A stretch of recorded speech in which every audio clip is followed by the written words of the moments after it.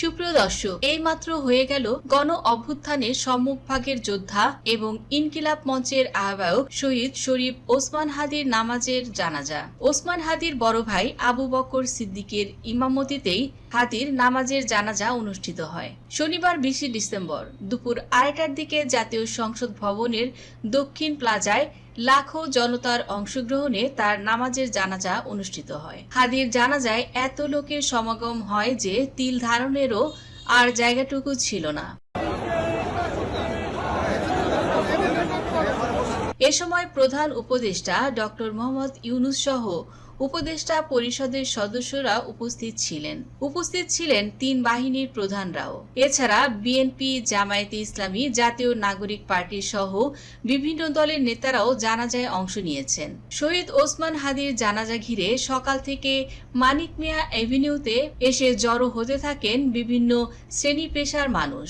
সকাল 10:30টায় আইন শৃঙ্খলা বাহিনী সাধারণ জনতাকে দক্ষিণ প্লাজায় প্রবেশের অনুমতি দেন।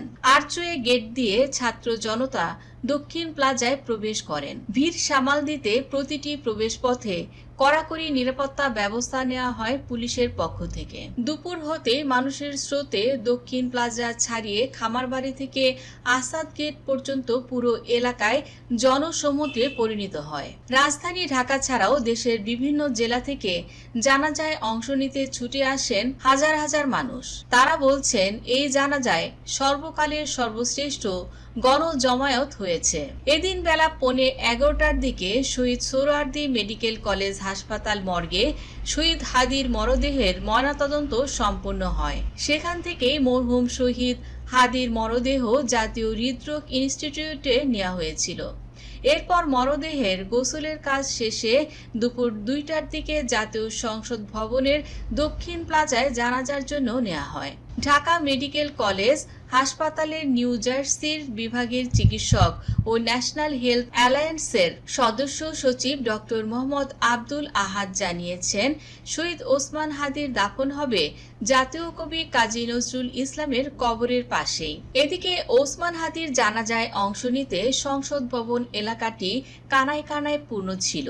ইনকিলাব মঞ্চের আহ্বায়ক ও জুলাই বিপ্লবী শহীদ ওসমান হাদির জানাজায় অংশ নিতে জাতীয় সংসদ ভবনের দক্ষিণ প্লাজায় মানুষের ঢল নেমেছিল।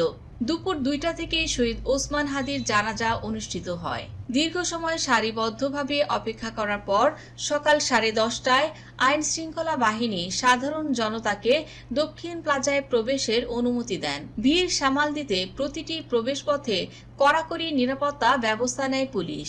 চীন থেকে আনা 8টি আর্চওয়ে গেট দিয়ে ছাত্র জনতা দক্ষিণ প্লাজায় প্রবেশ করেছিল। রাজধানী ঢাকা ছাড়াও দেশের বিভিন্ন জেলা থেকে জানাজায় অংশ নিতে ছুটে এসেছিলেন হাজার হাজার মানুষ। যেভাবে পেরেছে সময়ের আগে পৌঁছানোর চেষ্টা করেছেন সবাই। সাধারণ মানুষ বলছেন, এই জানাজা হয়েছে সর্বকালের সর্বশ্রেষ্ঠ গণজামায়েত। এদিকে জানাজাকে ঘিরে যে কোনো অপ্রীতিকর পরিস্থিতি এড়াতে সতর্ক অবস্থান নিয়েছিল আইন শৃঙ্খলা বাহিনী। পরে সুষ্ঠুভাবে জানাজাটি অনুষ্ঠিত হয়েছে। গত 12 ডিসেম্বর গণসংযোগের জন্য রাজধানীর বিজয়নগর এলাকায় গেলে চলন্ত মোটরসাইকেল থেকে হাদিকে গুলি করা হয়। গুলিটি তার মাথায় লাগে। গুরুতর আহত অবস্থায় তাকে প্রথমে ঢাকা মেডিকেল কলেজ হাসপাতালে নেওয়া হয়। সেখানে অস্ত্রোপচারের পর ঢাকার এভারকেয়ার হাসপাতালে ভর্তি করা হয় হাদিকে। পরে উন্নত চিকিৎসার জন্য এয়ার অ্যাম্বুলেন্সে হাদিকে সিঙ্গাপুর জেনারেল হাসপাতালে নেওয়া হয়। সেখানে 18 ডিসেম্বর রাতে চিকিৎসাধীন অবস্থায় হাদি শেষ নিঃশ্বাস ত্যাগ করেন।